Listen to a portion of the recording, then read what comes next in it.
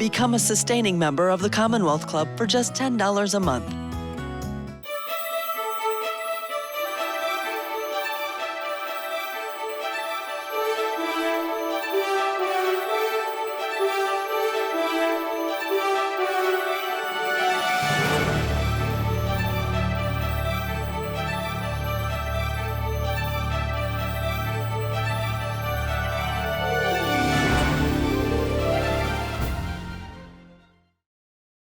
Good evening. Can you hear me?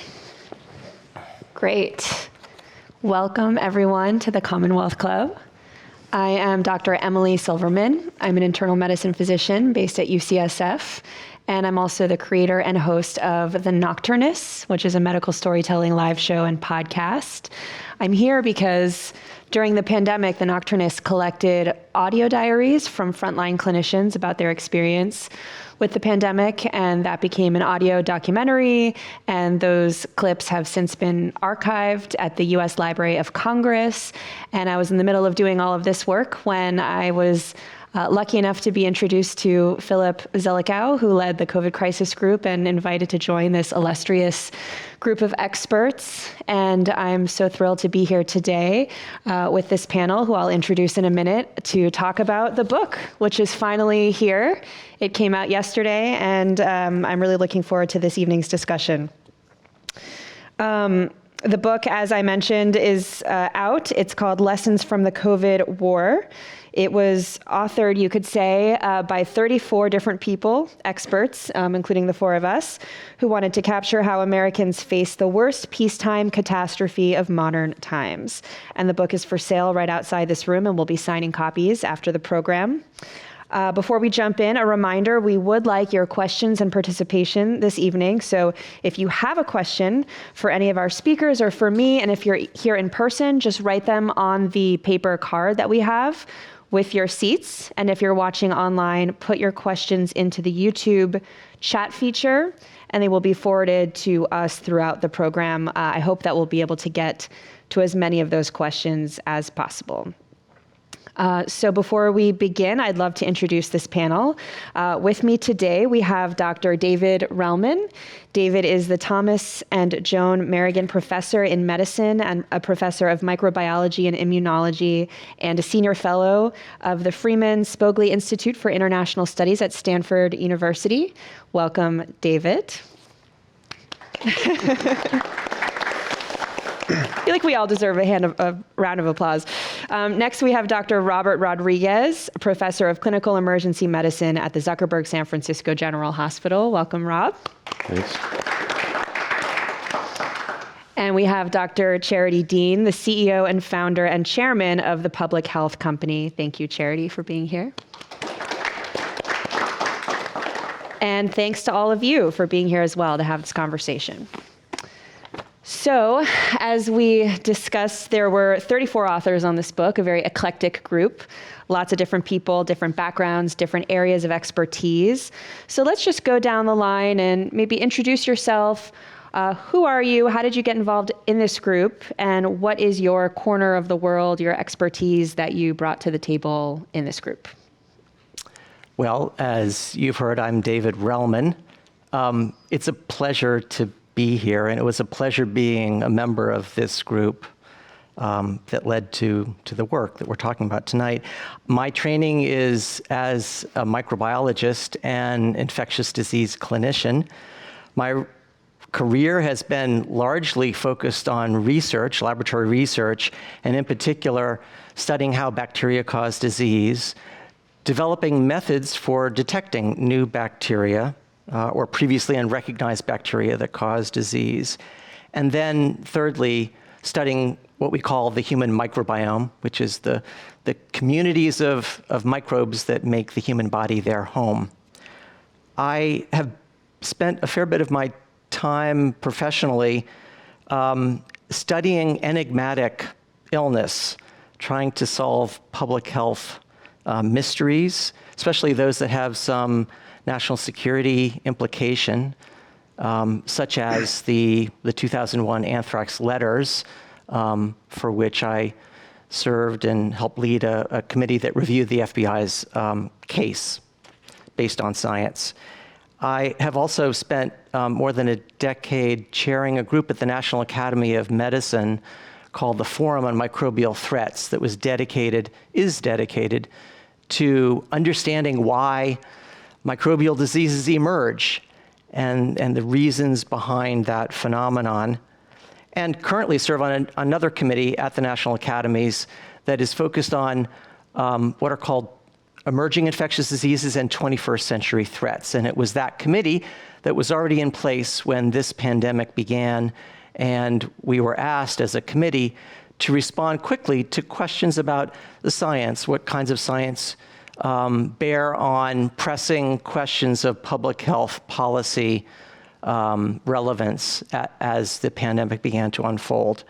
And then finally, I would just add that as a scientist, I spent the year 2020 looking at what was known and not known about our understanding of the origins of the pandemic and became concerned towards the end of 2020 that we seemed to have not only a very imperfect understanding of the issue, the origin issue, but we're also beginning to engage in what seemed to me a dysfunctional conversation about that topic. And I felt motivated to write about that problem and the need for a truly objective and fair investigation of how this pandemic began. It was that setting that I think led Philip Zelikow to reach out and ask whether I would join this group. And I was more than delighted for a number of reasons that I hope you will understand by the end of the evening. Great, thank you. Rob. So I'm Rob Rodriguez. I am a emergency physician and critical care physician. I practice at San Francisco General.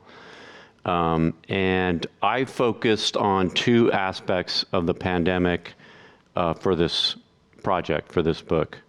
The first was the impact of the pandemic on ERs, ICUs, and especially frontline providers. And I have a couple of my colleagues here from San Francisco General, and the first year of the pandemic, remembering back to that first dark year, it was brutal for us in the ER. It was, we were basically the only game in town, the only place that was open, and we were, inundated with this new disease, patients with this new disease, often afflicting young people, not solely hitting the elderly as was kind of put forth in terms of misinformation. And, that pandemic, that being thrust into that environment where there was no vaccine, we had concerns about PPE, there were very limited therapeutics that first year. And that had a huge impact on the well-being of providers in the emergency department, paramedics, nurses, doctors, respiratory therapists. It had massive consequences on that population. We launched a study, in fact, a national study of the impact of the pandemic on the mental well-being of frontline providers, and we found that over half of them had severe anxiety, and over 20% of them had full-blown signs of full-blown PTSD. And so, the result of that initial year was a workforce that is burnt out. And so one of the aspects that I discussed in the book and through my other work on the Biden-Harris advisory team was addressing workforce issues in the pandemic. The second issue that I looked at or that I focused on was the disproportionate effect of the pandemic on underserved communities, on disadvantaged communities. And so specifically African American, Latino, and under-resourced communities, just poor communities in general. So here in the Bay Area, we were hit pretty hard by the pandemic, but it really was a stark contrast to the other work that I did during the pandemic. I volunteered to work that first summer in my hometown of Brownsville, Texas. And so that was just a major eye-opening experience for me. You had San Francisco on the one side, which the population in San Francisco is about 800,000. The median income is about 140,000, more or less. And when I was working here in the ER and the ICU, I always had large teams of doctors and residents and you know, big teams to help care for the COVID patients that we had. And then when I went down there to Brownsville, which by contrast, the Brownsville and the surrounding community population is about 400,000. The median income is a tenth of the median income in San Francisco. It's like 10 to 12,000. And they're just really under-resourced. So I jumped into that makeshift ICU, and it was just a stark contrast. And I saw terrible disparities between the two locations. When I was working there, I'd be taking care of 5 to 8 times as many patients, and I was operating solo. And we would run out of medications. There were no ventilators. There was simply no place to put anybody. And so, you know, it had a big effect on me. And so I've, since that time, tried to bring attention to that disparity. And the real numbers, all of that translates into big differences in mortality. So in August of 2020, in San Francisco, again with the population of about 800,000, there were 70 deaths by August of 2020. In contrast, in Brownsville and that surrounding area, which has half the population, there were 700 deaths, 10 times as many deaths. So I try to, in this project, I try to bring attention to those two aspects, and yeah, that was my focus. Thank you. Charity? I'm happy to be here with you. My background has been a journey. I'm not sure how much it matters. I'm happy to repeat some of it, but my mission is to build solutions. I love systems, top to bottom. I think of myself as a systems hacker because I've had to work in one of the most difficult non-systems, which is the U.S. public health non-system. I started out general surgery. I switched to internal medicine, so I'm an internal medicine doc, and went to Tulane because it was the only place in the country I could get a master's in tropical medicine, which I loved. The gnarlier the disease, the better. Combined with trauma surgery and living overseas a few times, I love managing crises where you have to make a really fast probabilistic decision based on a differential diagnosis, a branching rule set. You have 3 seconds and the stakes are high. So when I joined the local public health department as a disease controller in charge of tuberculosis control and became local health officer, it felt like a perfect fit, simply because I applied that algorithmic fast thinking to disease outbreaks. Ended up joining the state of California. I served under Governor Brown and then Governor Newsom, which was a total delight. And in that role, did a stint as state health officer and oversaw the healthcare system for California. So licensing and certification, and loved everything public service.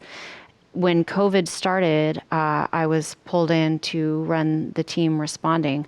That's not the entire story. It's told better in the premonition. And decided to leave public service out of the conclusion that the capability that had to exist had to be built from Silicon Valley. And that was a shock to me that the technology existed. And I met Philip and team because they were interviewing me to understand the role in the very beginning of the pandemic. What were the system challenges? What is the U.S. public health system? You know, I've run diseases as a local health officer. I describe it as being a street fighter. I've run them as a state health officer for 40 million people. And so he pulled me in to share, and it was a surprise to me. I remember meeting Rob on that meeting, pulled me in to share more about how the system works tactically on the ground. What does that mean with COVID, and what could be solutions moving forward? So that's really my obsession, is I have to be careful for myself to take an inventory of the problem for the purpose of arriving at what are the solutions that have to exist. Because I think it's really easy for me, I know, to get into despair by how bad of a failure this was. And so I really do focus on what are the system solutions for a whole of society, whole of government, whole of private sector response. The title of the book is Lessons from the COVID War. So I do want to go down and talk about lessons, but with an eye toward solutions, as you mentioned. And I think one thing that's so great about this book is it lays out the lessons, but the solutions flow logically from those lessons. And it's actually quite concrete coming away from the book, what needs to happen and what needs to change, or at least the beginnings of a plan for what needs to happen and what needs to change. So maybe we'll start with you, David, with origins. There's a whole section in the book about the origins question. We talked offline a bit about the question of origins and the uncertainty around it. Just curious, what is maybe your favorite lesson from that section, and then any solutions or thoughts about how to move forward from that lesson? Sure. Easy topic to address. And the one that we're so sort of careful about. Well, I mean, maybe just to kind of provide a little context, origins questions are hard almost by definition. No epidemic or pandemic has been solved within days, typically. And there are often a lot of factors that have to be considered, different kinds of evidence and data collected and then carefully assessed. And so I don't think that anyone had the illusion that by mid-January or February of 2020, we'd have a clear answer about how this pandemic began. But I do think that we all expected that the process of trying to establish the right questions and identify the right kinds of information needed, and then a process for pursuing it, would be something that we would have fairly well organized and have thought through ahead of time. That was not the case. And in fact, things in some ways began to unravel as the public discussion began to take on tones of accusation and suspicion, skepticism about the very business of investigating an outbreak. The way we are left with this question today is still with two basic kinds of possibilities. One is the typical scenario by which most epidemics and pandemics are thought to have begun, which is through what's called a spillover. An encounter between the natural reservoir of the microbe at hand and a human, and a transmission event that sometimes isn't recognized at the time. We're doing a lot of things as humans to make those encounters much more likely and frequent and diverse. So that's option one. Option two had to do with the fact that this pandemic began in a city about 1,000 miles away from the closest known reservoirs of the most closely related viruses to this one, and in a city that was known to have a number of laboratories that happened to be the world's leaders in exploring and understanding and studying and collecting the very viruses, family of viruses, from which this one was clearly related. So, two possibilities: natural, let's say, and the other laboratory associated or research associated.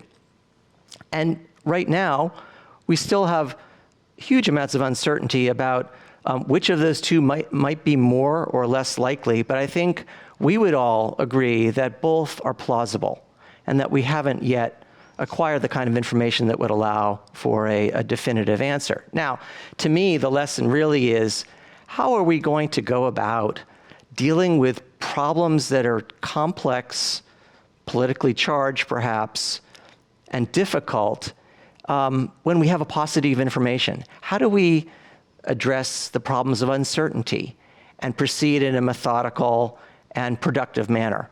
And that's where I think there are some really critical observations that we've made, which will lead to some suggested proposals going forward. The issue at hand is, how do we position ourselves to be better aware, situationally aware, of the possible scenarios, the possible sources of an outbreak, and then once we have the earliest indicators that one has begun, how do we pursue those options in a deliberate, careful, objective, and open and transparent manner? And I think we've learned a number of things about how not to do that, but by virtue of that, have some ideas of how we ought to be positioning ourselves to do this better. And I think there are a number of possible suggestions that we can offer with respect to the role of institutions that currently are not properly authorized or even aware that this might be their role, the ways in which those institutions and the individuals running them speak to each other and share information, and then the kinds of complementary data that are going to come from non-traditional sources. That's one thing that we highlight in this report, is the unusual role of non-traditional collectors, non-traditional analysts that bring to the table immensely valuable knowledge, background, expertise, and that ought to be marshaled in the future in a more, again, deliberate and organized fashion. Before we move on to you, Rob, maybe just a quick follow-up on that. This idea of public health intelligence, and I think one thing that's so interesting about the pandemic is framing it as a war and really viewing it as an issue that straddles public health and national security. And is it a science problem or is it a war problem, and kind of using both of those frameworks to look at the problem. When I think of public health intelligence, I think of things like making sure other countries aren't, for example, developing biological weapons or things of that nature. But that's a very narrow way of thinking about public health intelligence. So wondering if you have any thoughts about these non-traditional examples that you speak of. What might that look like? Or do you have an example? Or how do you think about public health intelligence? It's a great question, and again, a difficult one. But as you suggest, historically, we have separated these two realms of effort and information, one typically in the hands of public health agencies, clinicians, epidemiologists, field workers, ecologists, et cetera, those that operate in the open, those that operate through traditional forms of science with the purpose of understanding natural phenomena.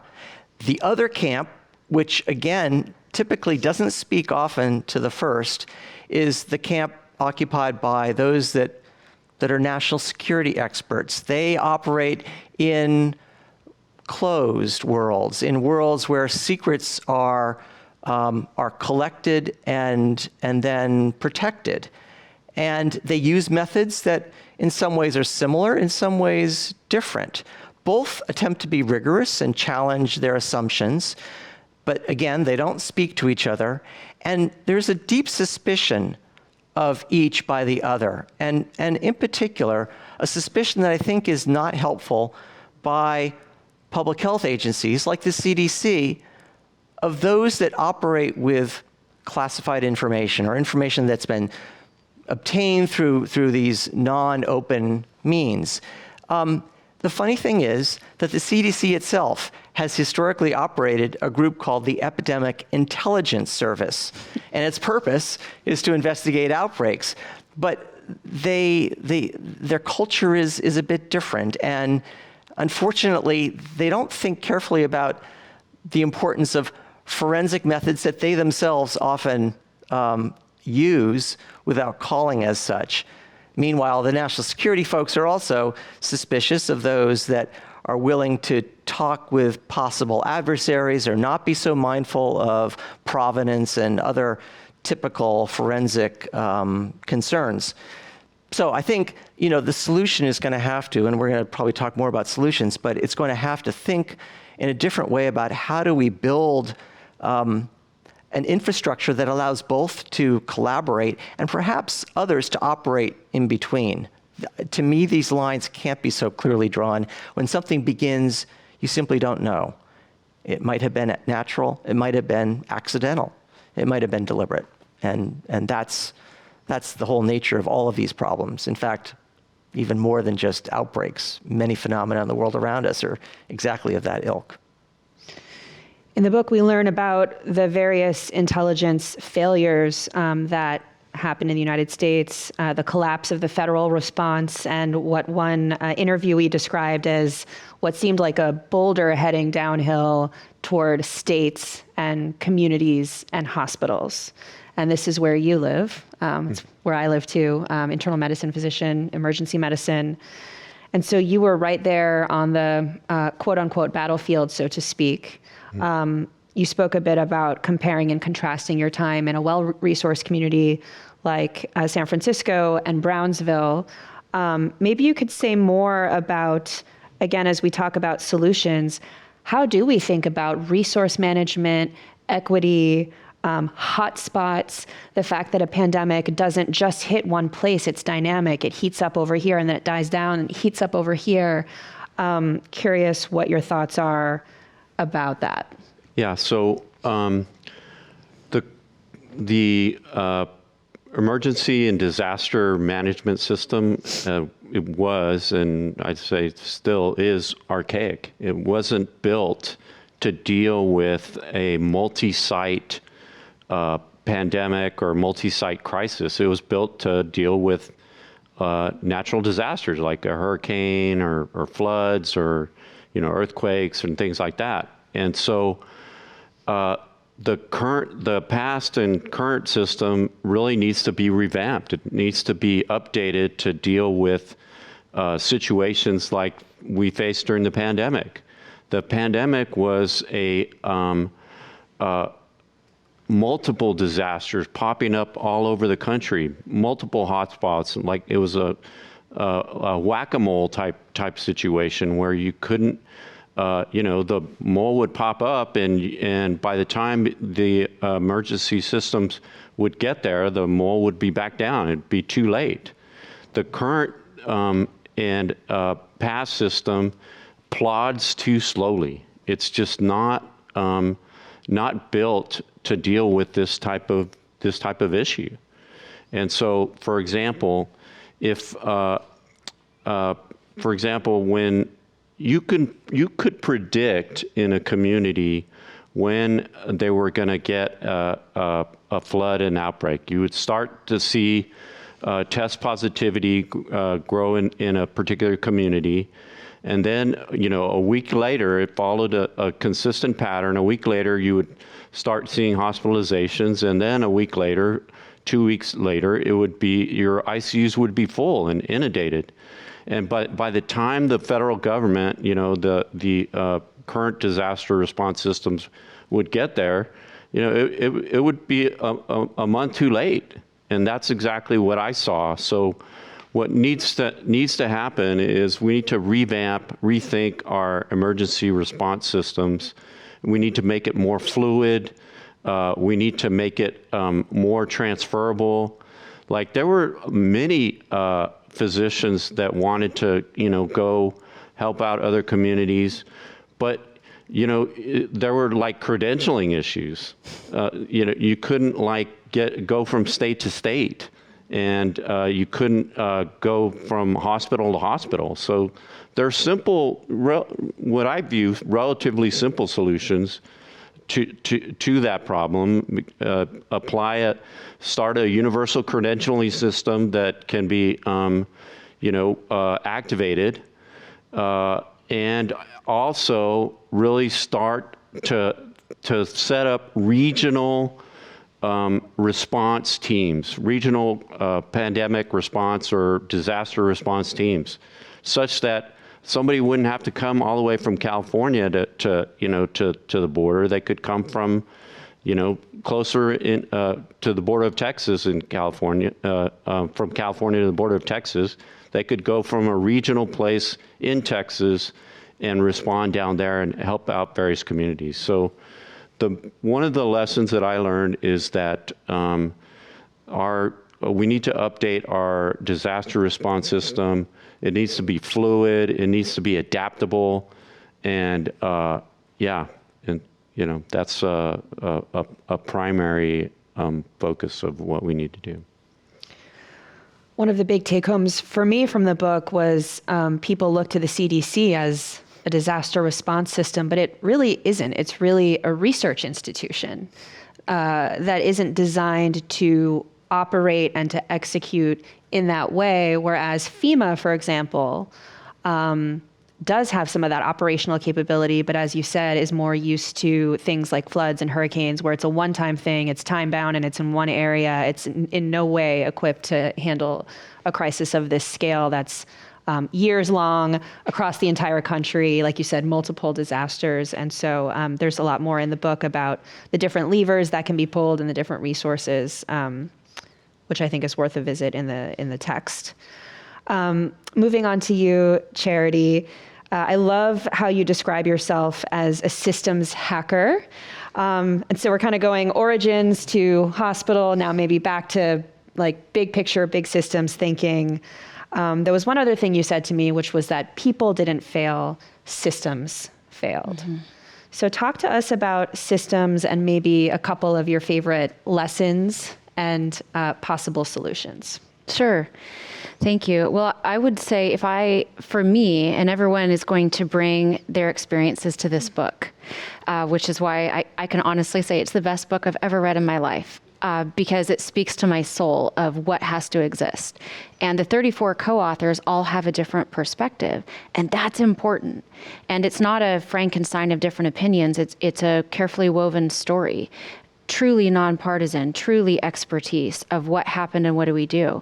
So from a systems perspective, I would say to me, this book, the take-home message is that we have a system built in and for the 19th century, which is a beautiful outgrowth of our democracy. We developed it organically in response to cholera and local outbreaks. Paul Revere was the first local health officer, and I love the history of public health. That system was met with a 21st century threat. The world has changed. The ability of these pathogens to travel quickly between humans has changed. And so I call this a systems failure because the humans didn't fail. I have phenomenal colleagues at the CDC. Local health officers are my heroes. Many healthcare providers gave their life. They gave their life. Our humans were amazing. And truly that gives me hope to look at the system and say, okay, in light of, if I were to break that down of where were the systems failures, and we outline this in the book, number one, it's situational awareness. Very foundation is a lack of a situational awareness that would have enabled a coordinated operational response that could execute with speed and surgical precision. For example, without testing, we were flying blind. When you're flying blind and you're in the containment stage, you have to use broad measures. You can't use surgical precision because you don't know where the threat is. So broad measures like lockdown, stay-at-home orders. The most important question at that stage is how many undetected cases are out there, or what is the case ascertainment? Because that determines, are we in containment? Do we have a shot? Or are we in mitigation? Or do we run mitigation in parallel? So at the very foundation is the need for situational awareness, and that didn't exist. In my mind, and I sat down and thought about, in light of the findings of the whole group, really what are the guiding principles for a systems solution that would have to exist? And from my perspective, it's number one, speed. We have to move faster than a pathogen. With an R0 of 12? Yes, indeed. Yes, we do. Number two is scale. We have to move at scale because the world has changed. This thing is going to spread fast. The next one would be autonomy. How do we design a system autonomous from political influence at every level when every local, state, and health officer and the CDC director is a political appointee? How do we do that? I would also mention, the whole point of designing this new system is to enable a whole of society response, to move with speed, to move at scale in an autonomous fashion. And that means trust. The American people, every person has a role to play. I do not think in our country that we arrive at the system solutions without a thorough self-searching inventory. And that's why this COVID commission matters. And that's why doing it, I don't want to call it an after action, it's a during action. That's why this report matters, that self-inventory is what leads us to identify the gaps in capabilities. I won't go deep into what I see as the systems solution, but briefly, for me, there's 4 pillars. The first one is an intelligence capability. It's an intelligence platform. The software exists today to build that. But the second one is an operational response, a whole of society. Government can't do this alone. Private sector can't do this alone. Academia can't do this alone. The ability to have an operational response that spans whole of society is critical, and we don't have that right now. I'm still not clear who's in charge. I mean, I'll just be honest. I have an idea who's in charge today, but I'm not entirely clear. Next I would say the authority infrastructure. It's pillar 3. Right authority in the right position at the right time under the right circumstances so that it is clear who has the authority to make what decision. At the local level and at the state level, that was not clear. And the layered jurisdictional authority of the US truly goes back to the 1700s. And lastly is trust. For Americans to opt in a warlike environment, which we know they do, we've seen that before. We've seen a whole of society response. They have to have trust that there's a Churchillian-like leader who's going to tell them the truth, who's going to say, hey guys, this is going to get bad. Here's where, here's how, people are going to die. Here's what we all need to do, and here's what your role is. And I just believe when Americans are told the truth, they will respond, and we were missing that. We were missing that leadership at the top, sharing how bad it's going to get and what we need to do. So the systems that we built are not just transactional systems. It's to enable Americans to see with transparency what's happening, what is the risk, what can I do, and join together to do that. It's a lot to take in. I'm glad that you're in charge of what you're in charge of. So I want to leave time for questions, so I'll just throw out one final question to the panel, and then we'll open it up. This book exists now. Is this the end of the story, or is there more to do? Where do we go from here? How do we put this book to work? This was not a formal commission. Do we still need a formal commission? Is there a road to that? What does the future hold for the COVID crisis group? Open it up to the floor. I would start by saying this is clearly a roadmap to how we go about addressing the questions at hand and the kinds of information that we still need to collect. It was an effort to learn as much as we could, given some relatively limited means and time. But I think we all believed, in fact, when we started, we truly believed there would be a commission, and all we were doing was trying to lay out a blueprint of the key questions and the kinds of information needed and examples of both.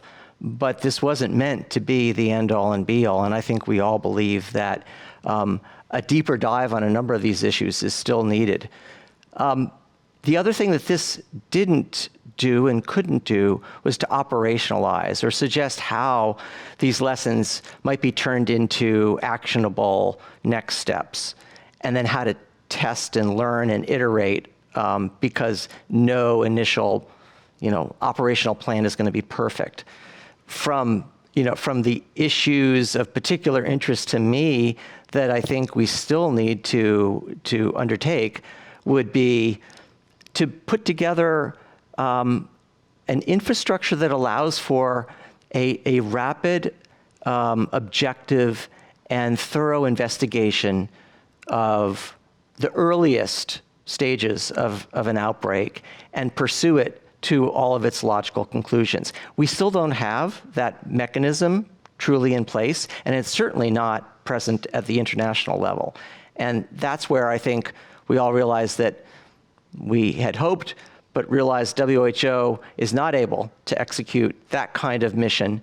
And perhaps we need something that isn't as official and treaty bound as an organization like WHO. But we're going to need an international effort, an entity to be defined, that is able to undertake investigations in real time in the way in which we know that they need to be done. The other needed to-do step from my point of view is to step back and look at both of the possibilities and ask, are we properly assessing risk and overseeing and managing risk? Not only from the point of view of wildlife trade and all the possible ways in which the natural spillover event might have occurred, but also from the point of view of our research activities, upon which we depend so heavily, and yet today, which entail increasing kinds of risk that I think many of my colleagues are not fully willing to acknowledge, let alone address in a serious fashion. So we need to address both these things going forward in a much more thorough, honest, and open manner so that all of you, everyone in this audience and listening, has a voice in how we decide to balance the benefits and risks of the various human activities which absolutely inevitably led to this pandemic, whether it be through a natural spillover event or a laboratory facilitated spillover event. Yeah, so the COVID war is not over by any means. And there's still 250 people dying a day from COVID. There are tens of millions of people who have long COVID now. And there are, variants that are arising and other viruses that are arising. So we have a lot to do. We also have a lot to do to repair our healthcare workforce. As I opened up with, our healthcare workforce is injured. It's there's a ton of burnout. And there's just, we see it every day in the ER. And so there are issues that need to be addressed there. And, but I think, this book is a book of hope. It's a roadmap, and it's also a book of hope. It details a lot of the things that identifies the problems, provides some potential solutions to those problems, and thereby provides hope, I think. The issue, however, remaining is that we all began this with, as Dr. Sherman said, we intending to start to develop a COVID commission, and to be honest, politics kind of got in the way of that. I think that I think we do need a COVID commission. I think that what's missing from our report is we didn't have access to certain people, and so without that access, there are certain details that we could not really address.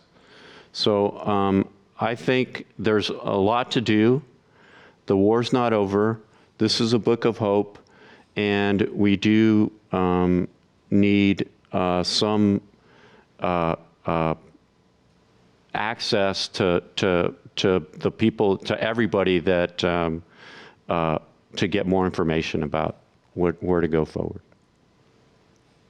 Anything to add before we dive? I agree with that. I would add, I do believe a formal commission is needed, and that is exactly what the United States needs to stand up. I would also read, one of the lines from the book that really struck to my soul, got me fired up again about the failures, was this. This is at page 113. When he's talking about the next stage, the failure of containment, the failure of leadership, the failure of courage. Let's just come down to that. The inability of the United States and the current leaders to operate in uncertainty and lean forward and take risks and tell the American people the truth. And we're about to go into the catastrophe that unfolds from there. And it says this: in the next stage, every community in America would struggle to defend itself. This is not Boston 1775. but it felt like it, didn't it? And the abdication to the states, this is well described by the Constitution. It's the tension between the autonomy of states in a federated system and providing for the common defense. That's how our country is structured. But to provide for the common defense is a common response. We have to dig into, as Rob pointed out, with authority, a COVID commission that can dig in with authority to get the right people interviewed with the right authorities to really deeply understand at a deeper level than we were even able to go what happened and what do we need to build in light of our beautiful democracy. That's part of the challenge, to build this in a democracy. I believe it's possible, but a formal commission would really help at getting to answers. I love what you said, Charity. And I would add, for clarification, that this was a broad group. It was multidisciplinary and multiple viewpoints. It was not, it was not a pure blue team. It was a purple team, really. And we checked our party affiliations at the door during these meetings. And so I wish that, and I hope that, Congress and other people would listen and that, and push forward with, a commission like that. Yeah, I would say I'm optimistic as well, that because as soon as you get people to sit down, take a deep breath, and talk about where they're coming from and what they see as the issues, you find huge amounts of commonality. And I actually believe that that's possible at the highest levels of the political system as well. They have to be given a safe space to talk without TV cameras on. We have about 20 minutes for questions. So I'll just start going through these. We'll try to get through as many as possible. The first question is about schools. So the question is, in retrospect, were many officials overly conservative in closing schools and keeping them closed? Many states were less cautious than California and did okay, and many Bay Area private schools opened far earlier than the public schools with few problems. Given the social harm to students learning from home, did we overdo the caution? I don't know who wants to tackle that one. I'll tackle that. I'm happy to tackle it. Yeah. Since we're sitting in California, and I was at the state, and even after I left the state, Tony Thurmond had an impossible job as the state superintendent. They all had an impossible job, down to every teacher. Teachers are my heroes. Here's what happens, again, in the beginning of flying blind. So, the principle with schools, there's so much cross-pollination between children that schools really can be a reservoir. And from that reservoir of spread, even if it's asymptomatic spread, it spreads over into the community, can drive case rates, spreads over into nursing homes, et cetera, vulnerable populations. So the ability to have visibility on the schools of where the outbreaks were, where the cases are, was critical. And I've believe this whole time, testing, had we been able to get early targeted testing into the schools on a regular cadence, they absolutely could have reopened sooner. So the challenge is less about, schools staying closed too long. It's more about why weren't we able to deploy at scale rapid tests into the schools with a system where we had a shared visibility of where the high risks were and test those students on a more frequent basis? It works, and we know it works. We've seen it in the systems that have implemented it, so that we don't have to use broad measures. I have 3 kids. I will 100% agree. The damage to children is significant from missing school, from doing school remotely. And the tools existed, and I wish they'd been implemented sooner.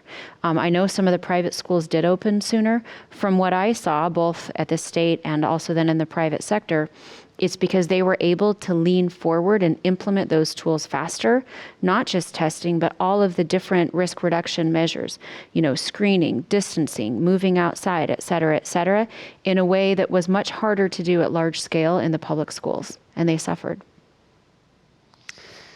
Fantastic. This is another question about schools, which I think we covered. This is a question, I think, from online. What do you say to those who question experts who maybe overreacted to COVID, and should we have been more targeted in this approach? So I think the question is about experts and the public's orientation to experts, maybe even the concept of an expert in the setting of the pandemic. This sort of goes back into the trust issue that you were talking about. Maybe this is really a question about communication. Curious if anyone has thoughts there. I do think that it is about communication. It's also about honesty about what you know and don't know, and your willingness to explain that in a transparent fashion.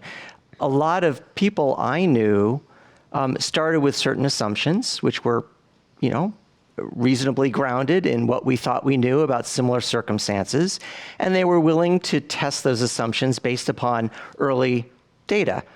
But to be honest, we didn't have a lot of good data for all the reasons that you just heard, and because it's hard.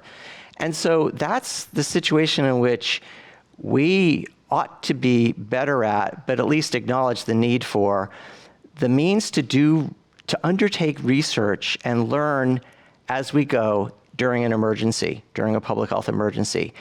A lot of people have begun to write about this. In fact, going back now 10 and 20 years, we simply haven't implemented this with a structure that allows everyone to learn from each other and bounce ideas around in a fair fashion. But what ended up happening with a paucity of information and everyone clamoring for answers was too many people willing to extend themselves, to sort of lean on assumptions without describing the problem of doing so, and getting well ahead of themselves. A lot of people I know well, I was a little bit surprised at. In fact, it's still happening today, and the same breathless newspaper articles being written about some assertions being made by good scientists that they probably should not be making in the way they do. There are a lot of factors involved, but I think, again, honesty and a willingness to stop for a moment and ask yourself, what do we know? On what basis? What don't we know? How to communicate that to a larger public so that everyone's on the same page and understands that there's still some important uncertainties, and we're going to work on those. I'll just chime in briefly to mention the section in the book that talks about transmission. So our job was to figure out, how is this thing transmitted from one human to another? And it took us way too long to arrive at the conclusion about airborne and versus droplet, and the people wiping down their computers in the hygiene theater and trying to figure out the science of how it was transmitted. And there was a great section in the book about the experts that we looked to answer this question, and how there were the researchers who had been studying TB for decades, but then there were also experts in occupational health for whom issues of airborne precautions and ventilation were old hat. And so those different ways of thinking of who is an expert and how do we get different experts talking to each other, similar to the two different schools of intelligence. And so that was one take home I took from that section about, Philip really calls it an intelligence failure, how long it took for us to understand how the disease was transmitted. Were you going to add something there? I was just going to say a big part of it is humility, is being able to, when I walk into a patient's room in the emergency department and I have a confusing case, I try to be as straightforward as I can. I don't tell them a diagnosis, or I don't automatically give them this diagnosis that I'm not sure of. And I try it, and I try to be humble. I try to say, this is what I know, this is what I'm confident about, and this is what I'm not confident about. And so we, as so-called experts and other authorities, need to be able to communicate with humility and be able to say that this is what we believe right now, this is what we're not sure about, and this is the path forward. It's okay. It's okay to say I don't know about this, and there's such a push, I believe, for people to put things in black or white. This is This is, for example, the cause of COVID. This is how it's transmitted. This is exactly how it's transmitted. You know, in that effort to give people immediate responses, you know, the message fails. And so you have to be humble. There's a question about comparing the response of the United States to other countries. And I know in the book, we do touch on countries like South Korea, Germany, Japan, but curious if anybody has an example of a response that went really well in another country that maybe we can learn from here in the United States. Sure, I'll start. And I wrote down some notes to myself because, again, as I heard others' perspectives about learning and humility, I just love that. It really does come down to humility and understanding more what other countries did. What South Korea did to me was amazing in the beginning. And I think what it comes down to is this. They learned. They learned from previous experiences and said, how might we put together a system to move quickly? Now, they are different than us. They're operating under a different governance, but they had an operational plan ahead of time, and they executed on that plan, and they were able to move fast, and they were able to scale up speed and scale. And they did very well in the beginning. And I think for me, what just strikes me is the ability to learn from past mistakes. Mistakes can be a gift if we take them and learn and put something in place that works. It's also remarkable to me what the UK did. It drives me bonkers that the United States of America has to get our intelligence on characterizing variants from other countries. We still do not have a real-time platform to characterize novel variants as they emerge in real time in the US. I'm really passionate about genomic sequencing. I think it's the disease control of the future. What the UK did was remarkable. As much as it drives me nuts that we have to get intelligence from other countries, I think they deserve an enormous amount of credit for characterizing variants of concern in near real time and doing it in a way that still protected patient data across their healthcare system. Yeah, it's a global war. And so, you know, we have to take those successes. I was going to use that exact example with South Korea, that, you know, we have to learn from them. It's, you know, we have a lot of national pride and a lot of American pride that sometimes gets in our way. And so I think it's okay to learn from other systems and to use what their successes, and that's part of the message of the book. It's a global war. It's not us versus you know, South Korea or any other country. And so it should be approached that way. And, you know, I love reading about how well these other countries did. Like another example is a country like Chile. Chile did, you know, it's not a rich country. They did very well during the early parts of the pandemic. And so, you know, we can learn from other countries. Yeah, just to underscore one of the lessons from the UK that Charity alluded to, one of the reasons that they were able to undertake that kind of global genomic surveillance effort was because they have a unified healthcare system that not only takes care of people in a sort of a reasonably equitable, organized fashion, but also collects information and marries it with all the other kinds of data that you might need in order to interpret the sequence data that we do know how to generate here, but do so in this balkanized fashion that doesn't allow you to connect who this person was and what they do and their local networks with the sequence of the virus that came from them. That's something that we ought to learn to consider and somehow address here. Here's another question from online.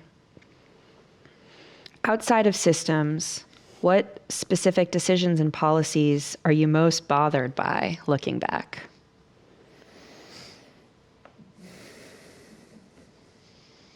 I'll start. It's probably not, it's going to be controversial, not popular, and both of you might disagree. Well, we probably are all bothered by different things. There's so many. It comes down to this. It will haunt me the rest of my life. I will never get over the decision to not fight. I will never get over that. We had a shot in January. I don't know if containment was possible, but I think it might have been had the systems existed. But even if the systems didn't exist and we're running to the fight with popsicle sticks and duct tape, I don't care. The decision to not fight will haunt me the rest of my life, which is why I do believe in the end it comes down to courage. We do need a system with which to fight and have visibility. Watching the US government say the risk to the public was low, I don't think I'll ever get over that.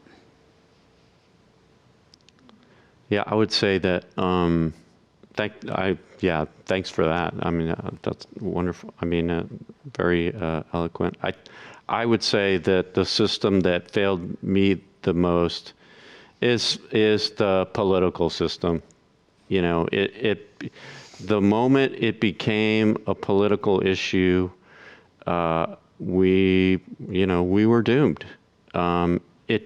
It didn't have to be. It didn't have to become that way. It should have been presented and accepted for what it was, a horrible disease that's spreading across the country, not a political volleyball. And so the system issue that bothered me the most, that I think led to the major catastrophe, was really the political system. Why can't we come together for something like this? It didn't have to be that way. So, yeah. And that last sentence, "it didn't have to be that way," is one of the main, I would say, theses of this book, which is that it was actually policy failures that led to a lot of that toxic partisan aspect of things, that the policy failures created a void, and then all of that toxicity rushed in to fill the void. Whereas if we had had the systems and policies in place, maybe some of that could have been avoided. So I think on the flip side of that, there is a hopeful message that if we're able to switch around the way that we respond, maybe next time, and there will be a next time. I think we can all agree. Maybe you can weigh in on that. Will there be a next time? Absolutely.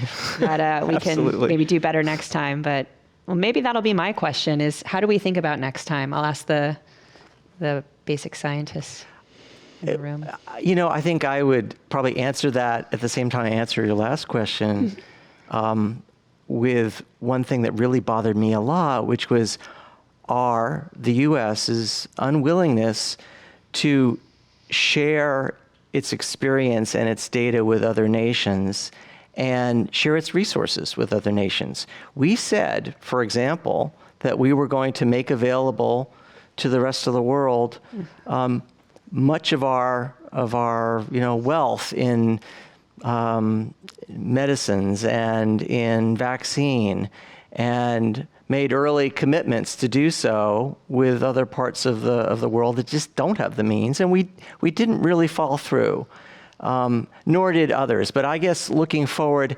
I desperately hope that we can find a way to break down some of this international politics and nationalism so that we can act more as a global international community. It sounds a little Pollyannish, but it really hamstruck a lot of the world. It made it impossible for a lot of the world to do as well as it might have had we been willing to share more.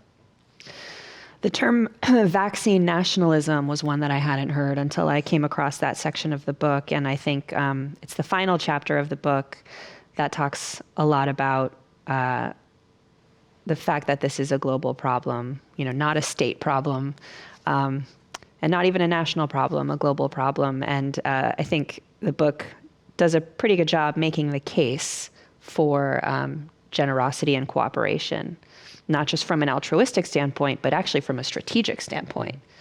So that's the note that the book ends on. In terms of where we end on tonight, we just have 1 minute left, and I'm hoping that we can end on a hopeful note. We have already kind of stated that this is a book of hope. But maybe I'll turn it over to you, Charity, because I just love your energy so much and how much you love this book and how much you believe in the American people. So maybe just in this last minute, a final word of encouragement to people who might be intimidated by reading this and make the case for hope. Why will people come away from reading this feeling hopeful as opposed to feeling like depressed and dejected? Well, I think it's really true that my co-authors are phenomenal, and Philip's an amazing writer. We came at this with a total open mind from all of our colleagues' perspective, and we wrote it in a way to be accessible to someone. I have a degree in microbiology and tropical medicine and communicable disease. This is plain language. We want everyone to understand the principles here and to truly represent a whole of society, whole of a political spectrum perspective. So it's accessible to anyone. My hope is always rooted in the DNA of America. We're a nation of rebels, right? Our whole country was founded by rebelling and saying we believe in independence. The tension between independence and constitutional rights and providing for the common defense or the good of the whole is the oldest argument in public health. I love public health. It's the air we breathe and the water we drink. And the oldest tension is always, how do we protect individual rights, the right to choose, vaccine or not, while providing for the common defense? It's the right question to ask. And I also believe that we can provide for the common defense. We've done it before. We can stand up new systems for the country that do that. But we only do that in recognition of kind of our rebellious nature of autonomy and independence as Americans. We do that by opting in, not by top-down mandates. We saw top-down mandates fail. I was the one giving them at times. They don't work in our society. What does work is Americans locking arms together. And that's why I say the people didn't fail. The systems did, and thank God for that, because that means we have hope of actually building systems that work. I really believe Americans ran to the fight.